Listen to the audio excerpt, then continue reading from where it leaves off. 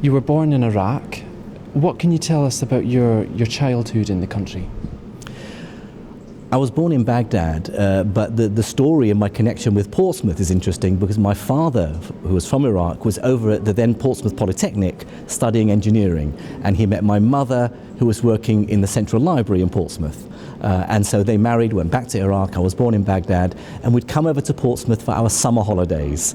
And then eventually, when I was a teenager, we came back and settled for good. So although born in Baghdad, my connections to Portsmouth go back several generations.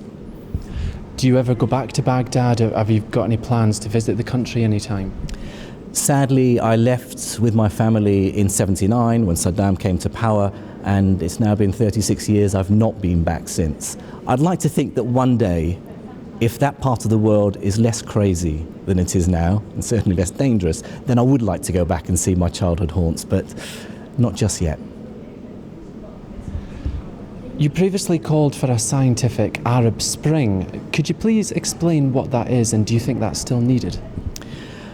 A few years ago, I made a program for the BBC called Science and Islam, where I talked about the legacy of science in the medieval Arabic-speaking world and how 1,000 years ago there were some great scholars from that part of the world.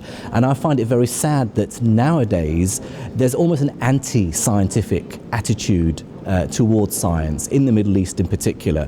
And so I think reminding that part of the world that there was a time when they were rational, when they were moderate, when they were sensible, and contrasting it with some of the extremist views that we see there now, I think is very important to try and encourage the next generation to embrace science again. I understand that you aren't religious. Why did you decide not to follow any religion? I come from a mixed faith background. My father's a Muslim, my mother is a practicing Christian.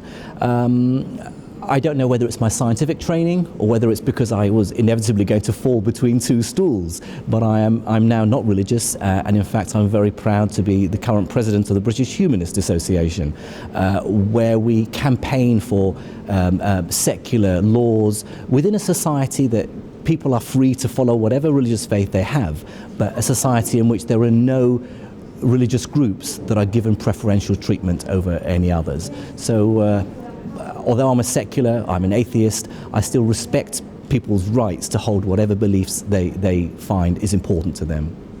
What's been the highlight of your career? I know if my wife were here, she'd claim that my highlight was being on Harry Hill on ITV, where he compared me with Brian Cox and how Brian Cox gets larger TV budgets to travel and I don't. Certainly that's the programme that's been watched by more people than anything else I've made. At the moment, science and engineering, I think, is going through a boom period in the UK. We certainly punch above our weight in terms of Nobel Prizes and big discoveries, but it's also true that we don't have enough qualified scientists and engineers. Something like a shortfall of 1 million or so graduates are needed. So more needs to be done in promoting STEM subjects, science, technology, engineering and maths, and to encourage youngsters to get into these subjects. We see that happening.